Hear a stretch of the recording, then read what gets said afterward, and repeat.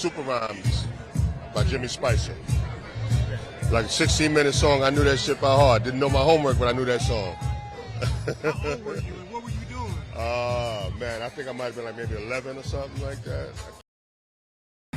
I mean, it was like, I had heard, Rapper's Delight,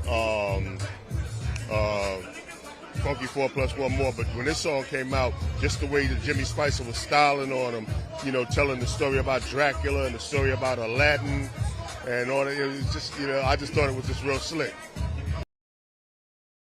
Probably Rapper's Delight, and I think that was the first time that I felt like the music was mine.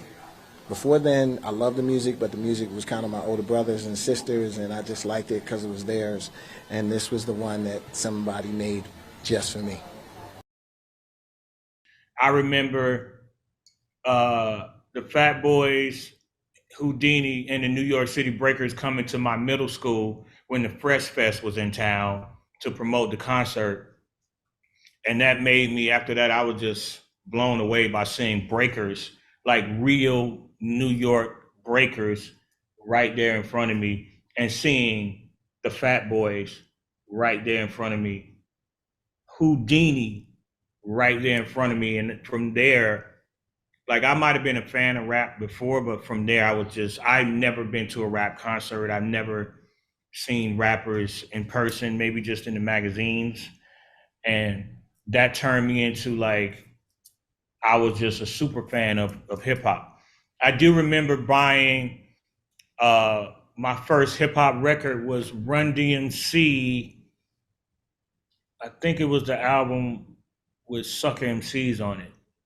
And I remember, like, my homeboy that lived in the neighborhood, I had to go through like some woods to go to his house. I remember running to his house with the album, and we like putting the album on in his house and just like, listening, going crazy over the lyrics and the beats.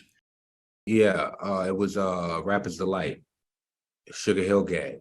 But the first rap song that ever stood out in my head was Sucker MCs. I'd never heard this record, and I thought I was up on everything at the time. And we were on a 6th grade class trip in Long Island, and everybody was singing it word for word. And they must have played that record 24 times on our class trip. I remember my older cousins playing 2 Live Crew, Luke Skywalker. I remember, like, it was obviously it was a lot of profanity and but I enjoyed that music. And shortly after that, I was introduced to Too Short and NWA, I want to say. And my life has been changed, ever since. One of my favorite songs was like Timbaland and Aaliyah, Try Again. And that was like, I just remember like my childhood, that was like one of the songs that really stuck out to me and just made me like, I knew every dance move, I knew everything. I emulated that song. You're like fully embodied. Yeah, I was like, this is me. Microphone Fiend by Rakim. And not just so much the song by itself, but also like the visuals. You know what I'm saying? The Microphone Fiend video was black and white, very distinct, very sharp. He looked very imposing. You know what I'm saying? As Eric B always looked very stoic in the background, right? Kind of a thing.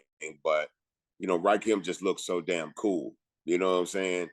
And I was like, man, I want to be able to walk into a room of people and be that cool when I walk in the room. And I felt like rap was probably the easiest path to get into that level of coolness, I remember sitting in my back bedroom in my mom's house, you know what I'm saying, watching TV and watching that video come on. It probably would have come on either Yo MTV Raps or Rap City.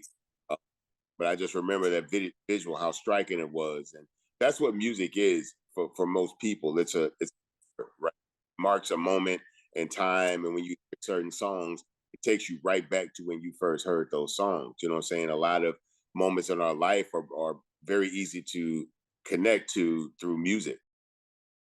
The very first time I ever heard a rap song in my life would have had to have been my dad, for sure. He is a rapper, was a rapper. I grew up kind of watching him in the studio when I was in Baltimore, And the very first thing that I ever recorded in my life, I did at 4 years old. So it was like watching him do his thing. And then there was a moment where he was just like, okay, I got a little opening right here. You're going to say this, say that, and we're going to listen back.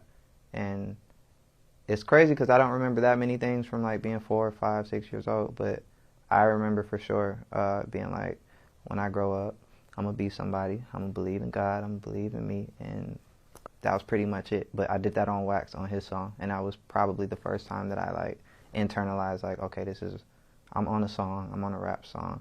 To me, I'm rapping. And yeah, that was 96, maybe like 95 or 96.